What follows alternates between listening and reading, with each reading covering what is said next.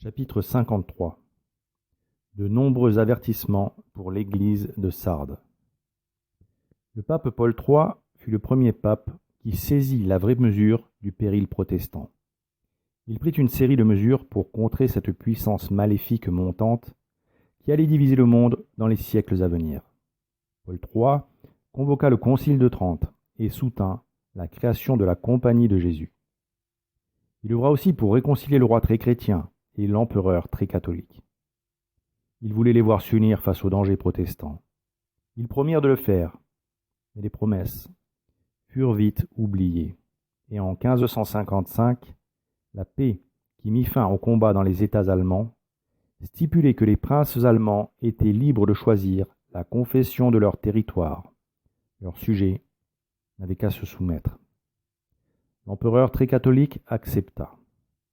Le roi très chrétien, comme Ponce Pilate, laissa faire. Ce fut une très grande défaite pour la chrétienté.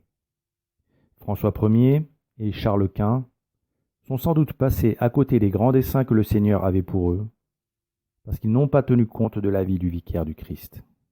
Leur alliance, sous la bannière du Christ, aurait changé la donne. Ensemble, ils auraient pu endiguer le protestantisme, renforcer la chrétienté et combattre l'islam. Leur inimité, au contraire, permit aux démons de poser les bases du chaos.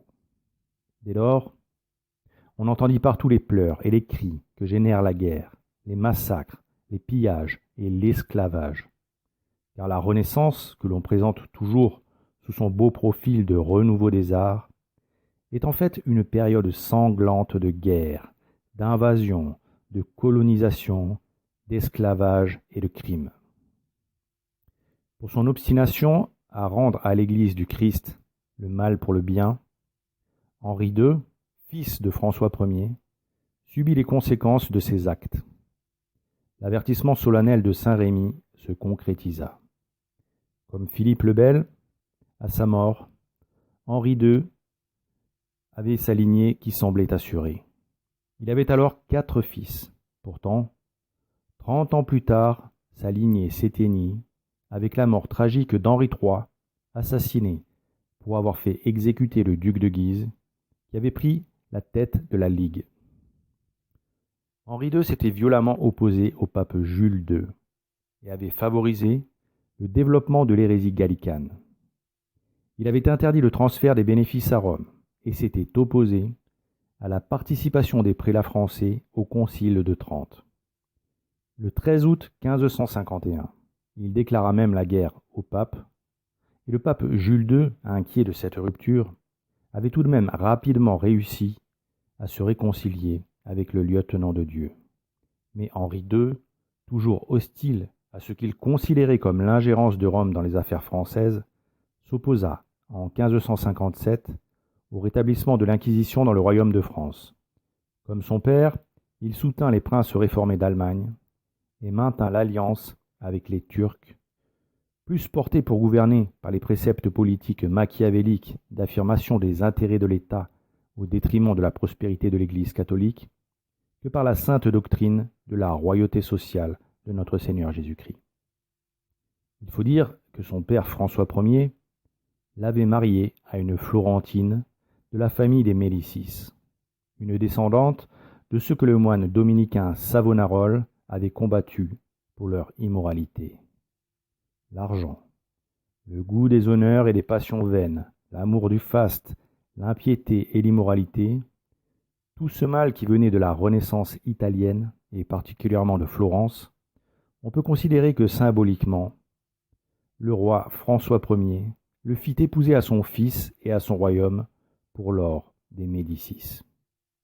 Et malheureusement, quand Henri II mourut accidentellement, c'est son épouse Florentine qui prit en main la destinée de la France en assurant la régence, ses fils étant trop jeunes pour régner. Cette régence fut catastrophique par son manque de vision à long terme. La manière de gouverner de la reine fut toute florentine.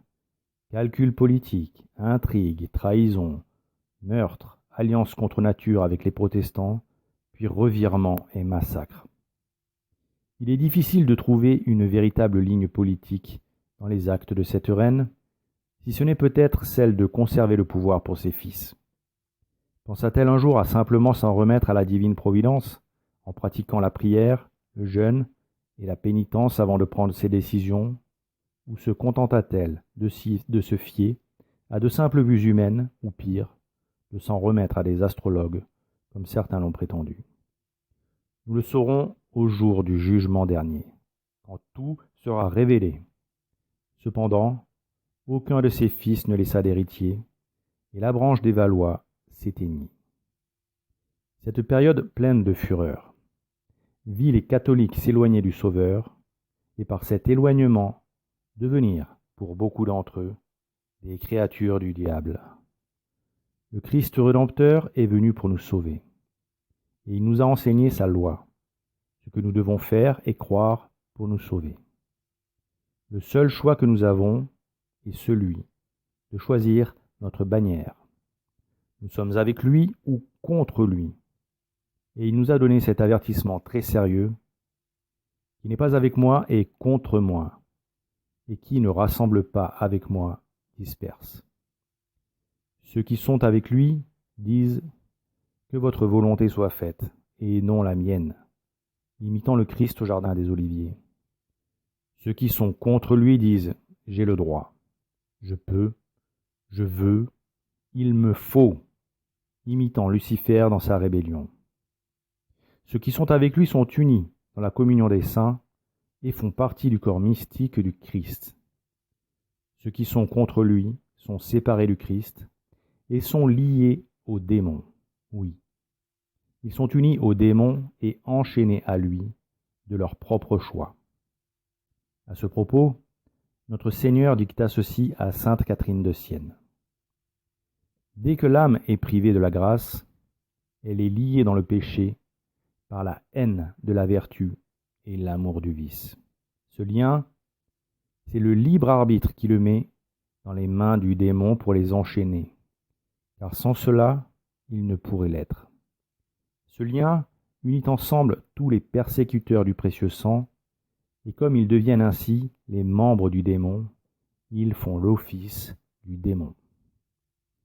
Le démon s'applique à pervertir mes créatures, à les retirer de la grâce et à les faire tomber dans le péché mortel pour qu'elles partagent son châtiment. Ainsi font les malheureux qui sont devenus les membres du démon. Ils détournent les enfants de l'épouse du Christ, mon Fils unique. Ils leur ôtent les liens de la charité pour les charger de leurs tristes chaînes et les priver comme eux des fruits du sang précieux. Ils portent les chaînes de l'orgueil, de la présomption et de la crainte servile. Pour ne pas perdre leur puissance temporelle, ils perdent la grâce et ils tombent dans la plus grande confusion qui puisse leur arriver, puisqu'ils sont privés de la vertu du sang. Ces liens sont scellés avec le sceau des ténèbres, car ils ne connaissent pas dans quel malheur et dans quelle misère ils sont tombés, et font tomber les autres. Ne le sachant pas, ils ne peuvent se corriger, et ils se glorifient de la ruine de leur âme et de leur corps. Or, nous l'avons vu, au début du 5e âge de l'Église, l'administration des royaumes était plus inspirée des préceptes impies de Machiavel, qui considérait la religion comme un outil pour garder le pouvoir, que de la charité de notre Seigneur Jésus-Christ. Hélas, dans une société immorale, la vénalité l'emporte. L'argent devient le moteur de toute chose. Il procure la puissance qui permet de distribuer les rôles. Mais l'argent n'est rien d'autre qu'une idole pour celui qui l'adore. Elle devient plus importante que l'honneur, que la religion et même que Dieu. Quand c'est l'argent qui décide de qui doit être noble, de qui doit exercer la justice, de qui doit être sacré évêque, de qui doit conseiller le roi, la société se délite. Elle tombe en putréfaction, elle n'a plus de sens. Elle est en contradiction avec l'ordre voulu par Dieu. Une société bâtie sur de tels mensonges n'est pas viable.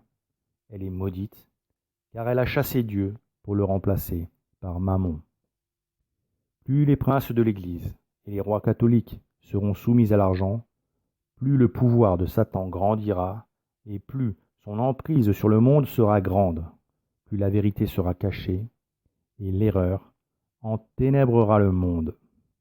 Saint Jean, sous la dictée du Saint-Esprit, écrivit ceci au sujet du 5e âge de l'Église, qui débutait dans un monde si corrompu.